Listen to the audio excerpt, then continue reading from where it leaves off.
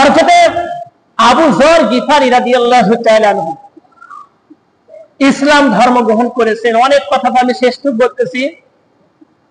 আবু যর গিফারি রাদিয়াল্লাহু তাআলা আনহু একটা মরুভূমির প্রান্তরে কোন জনবসতি মানুষ নাই, সেই থেকে তার স্ত্রী আর সে আছে, ইবাদত করে যাতে করে আমার ইবাদতের মধ্যে কোনো বিঘ্ন না ঘটে, এমন একটা প্রান্তরে সে ইবাদতের জন্য জায়গা করে নিয়েছে। জায়গা করে নেওয়ার পর যখন দুনিয়া থেকে বিদায় হয়ে যাবে শেষ সময় 3 দিন আগে স্ত্রীকে বলতেছে, দেখো তো এই রাস্তা দিয়ে কেউ আসতেছে নাকি, আমি দুনিয়া আর আমি থাকবো না, দুনিয়া থেকে বিদায় হয়ে চলে যাব। স্ত্রী বলতেছে যে আপনি তো চলে যাবেন, এখানে তো কোনো জনবসতি নাই, কোনো মানুষ নাই, আপনাকে কে গোসল করাবে, জানাজা করবে, আপনাকে কবরে নামাবে কে করবে? বলতেছে আল্লাহ রাসূল সাল্লাল্লাহু আলাইহি ওয়াসাল্লামের মুখ থেকে আমি শুনেছি যে রাসূলের একজন সাহাবী এমন একটা জায়গায় থাকবে, কোনো জনবসতি থাকবে না, এমন একটা মরুভূমি প্রান্তর থাকবে, সে সেখানে মারা যাবে, সেখানেই আল্লাহ পাকের পক্ষ থেকে কিছু লোক আসিয়া, মানে আল্লাহ পাকের যে জান্নাতি বান্দা আছে তারা আসিয়া আমাকে ওই ব্যক্তিকে মাটি দিয়ে চলে যাবে জানাজার করে। আমি রাসূলের মুখ থেকে শুনেছি, সেই ব্যক্তির মধ্যে আমি পেয়েছি, আমি একা আছি জনবসতির মধ্যে, রাসূলের কথা তো কোনো মিথ্যা নাই। স্ত্রীকে বললেন যে যাও তুমি রাস্তার পাশে দাঁড়িয়ে থাকো, দেখো তো কেউ আসে নাকি। 1 দিন যায়, 2 দিন যায়, কেউ আর আসে না ওই রাস্তা দিয়ে কেউ আর আসে না। যেদিন মারা যাবে সেই দিন বললো তো দেখো তো আজ আসতেছে নাকি কেউ। ওই সময় তার স্ত্রী বলতেছে অনেক দূর দেখা যাচ্ছে যে শুধু ধুলা উঠতেছে। কি উঠতেছে?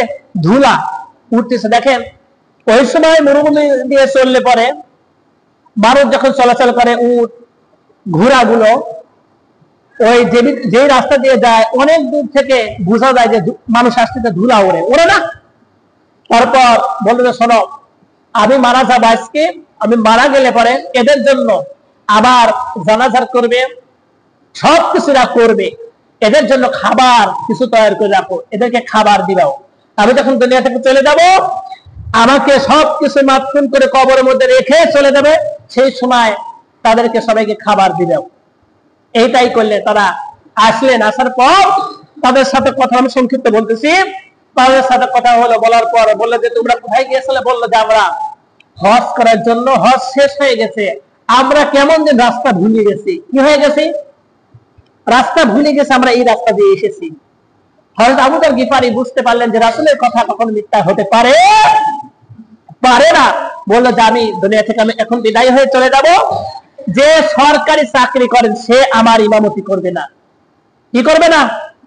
যে সরকারি চাকরি করে, আর যে সরকারি চাকরি করে সে যেন আমার কাফন পরায় না, আর কাফনের কাপড় সে যেন দেয় না। এমন কেউ আছে যে কোনো সরকারি চাকরি করে না, সেই ব্যক্তির কাছে কি এমন কোন কাপড় আছে নাকি? তাফসীরের মধ্যে এইভাবে এসেছে, যারা সরকারি চাকরি তারা আবার রাগ করেন না, এইভাবে এসেছে।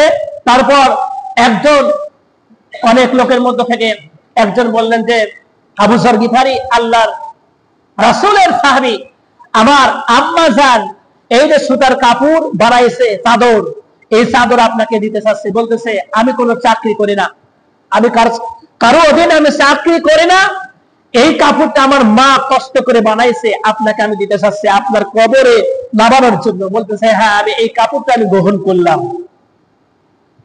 তারপর দুনিয়া থেকে বিদায় হয়ে চলে গেলেন। তারা সবাই কি করলেন? তার গোসল করাইলেন, তার জানাজার করলেন, কবরের মধ্যে নামাইলেন। তারপর এখন দোয়া খায়ের করে চলে যাচ্ছে। দোয়া করি না আমরা? দোয়া করে চলে যাচ্ছে। বলতেছে আবু যর গিফারি রাদিয়াল্লাহু তাআলা আনহুর স্ত্রী বলতেছে আপনারা কেউ যাবেন না, আপনাদের জন্য খাবার তৈরি হয়ে আছে, আপনারা খাবার খেয়ে যান। সমস্ত মানুষ আশ্চর্য, আমরা এত মানুষ কিভাবে এত তাদের তুমি খাবার করলাও? বললো যে আমার স্বামী বলে গেছে যে আপনারা আসবেন, আমার স্বামীর আপনারা কবর দিবেন, তার জানাজা করবেন, এই জন্য আগে থেকে আমি তৈরি করে রাখছি। বলেন সুবহানাল্লাহ। সেজন্য তারা কি করলেন? খাবার খাওয়ার পর তাদের জন্য দোয়া করে চেয়ে গেলেন। সেজন্য আপনাকে আমাকে আল্লাহ রাব্বুল আলামিন যেন তৌফিক দান, আল্লাহুম্মা আমিন। আসসালামু আলাইকুম ওয়া রাহমাতুল্লাহি ওয়া বারাকাতুহু।